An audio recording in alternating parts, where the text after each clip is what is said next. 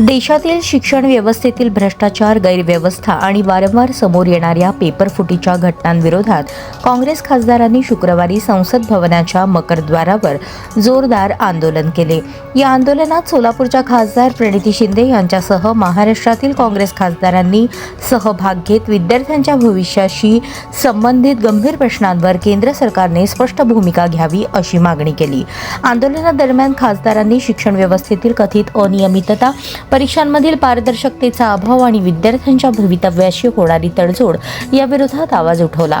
केंद्रीय शिक्षण मंत्री धर्मेंद्र प्रधान यांच्या राजीनाम्यानंतरही शिक्षण क्षेत्रातील मूलभूत समस्या कायम असल्याचे सांगत व्यापक, पारदर्शक आणि उत्तरदायी सुधारणा करण्याची गरज त्यांनी व्यक्त केली। यावेळी महाराष्ट्रातील MHCET अभियांत्रिकी प्रवेश परीक्षेचाही मुद्दा उपस्थित करण्यात आला। गेल्या 3 वर्षांपासून MHCET मधील गुणवत्ता आणि 12वी बोर्ड परीक्षांमधील गुणांमध्ये मोठी तफावत दिसून येत असल्याचा दावा करत या प्रकरणाची स्वतंत्र आणि निष्पक्ष चौकशी करण्याची मागणी करण्यात आली। काँग्रेस खासदारांनी पेपरफुटी रोखण्यासाठी केवळ कठोर कायदे करून चालणार नाही, तर परीक्षा प्रक्रियेत पारदर्शकता, उत्तरदायित्व आणि विश्वासार्हता निर्माण करण्यासाठी ठोस उपाययोजना आवश्यक असल्याचे सांगितले। लाखो विद्यार्थ्यांच्या भविष्याशी संबंधित प्रश्नांवर सरकारने तातडीने निर्णय घ्यावा अशीही मागणी करण्यात आली।